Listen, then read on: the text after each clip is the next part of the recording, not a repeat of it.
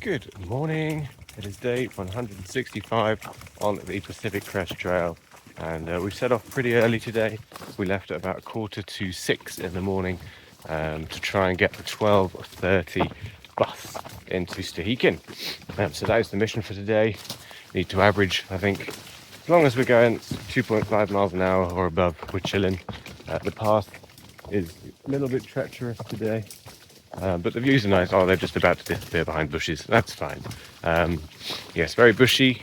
But yeah, town day today, town food, very exciting. Only 15 miles to go. Very much looking forward to it. Yeah, I will catch up with you in a little bit. Hello again. Today was so much fun. Let me see if I can fit it all in. So, started off, we did not need to wake up at 5 and leave at 6. We zoomed. We should have known that it was all pretty much downhill. There was like 1,000 feet of up, but it was really spread out into tiny little ones across the whole day. And so, yeah, we were going to end up getting there at like 10:30 or 11 or something, when we needed to be there for 12:30, which is when the bus came. But luckily, there was a group of other hikers that we've kind of been leapfrogging around the last few days that were sat having a little rest break because they were in exactly the same situation.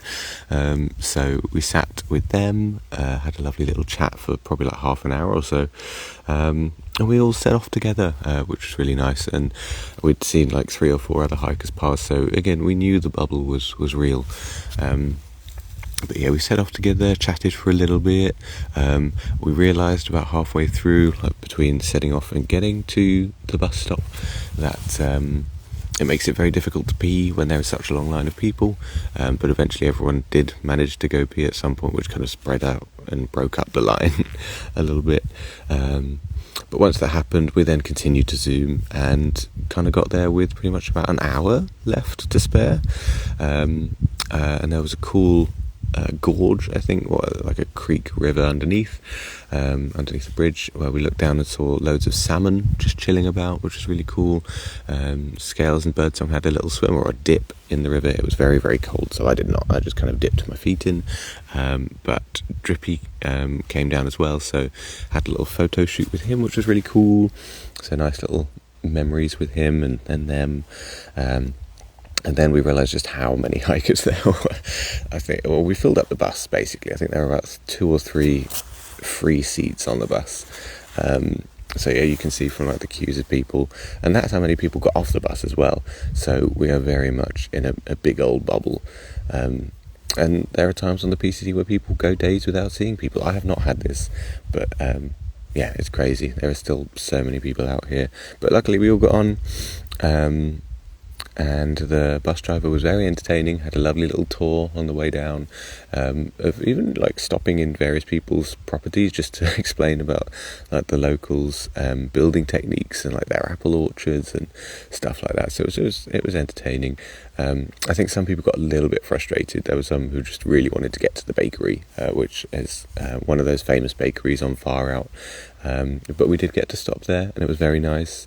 Got some real food, just some lunch and a little sweet treat. And the bus stops there on the way out as well, so we'll probably get another sweet treat on the way out, depending how full we are after breakfast. But yeah, and we got to Stehekin, and again, the same number of people that got off got on. So again, very kind of hectic and just wow, bubble, lots of people.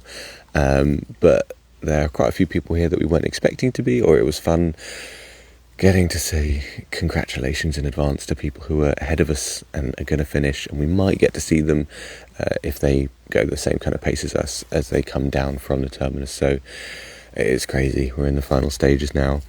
But yeah, came here. It was a bit of I felt there was a fair bit of pressure to kind of get everything set up, like claim a charging spot, all that stuff before anyone else did, just because there were so many people. But luckily we got a tent set up.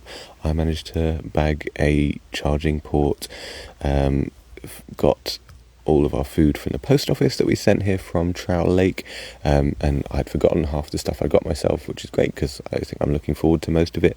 Maybe not the ramen, maybe I'm finally tired of ramen, but I can put up with it for another 6 days, especially after the town food that I had today and I'm going to have tomorrow. So yeah, once that was all done, just kind of chilled and chatted. The Wi-Fi here is provided by, or the best Wi-Fi is provided by Starlink, which is located on a ferry, which is sometimes turned off because it's on a ferry and it might leave, and they turn it off overnight. So sadly I cannot upload anything, so it looks like it's going to be a big amount of videos uploaded from Seattle. But yeah, so chilled, chatted. I swam in a lake. It's a very nice lake. I swam in it twice actually. I got to do some lake laundry and some sink laundry for my socks as well. So, but just again, because the queues for laundries and showers are so big because of all the hikers, it's just easier to use the lake as a bath, which worked quite well, I think.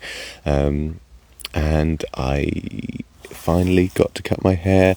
Big thanks to Drippy, who helped. He was going to shave his beard, so he also helped to cut my hair, which is nice. Make sure I get a nice professional job done for the last little stretch. That was a lot of fun. We got our nails painted, re-upped our nail polish, so we're going to look fresh for those Terminus photos.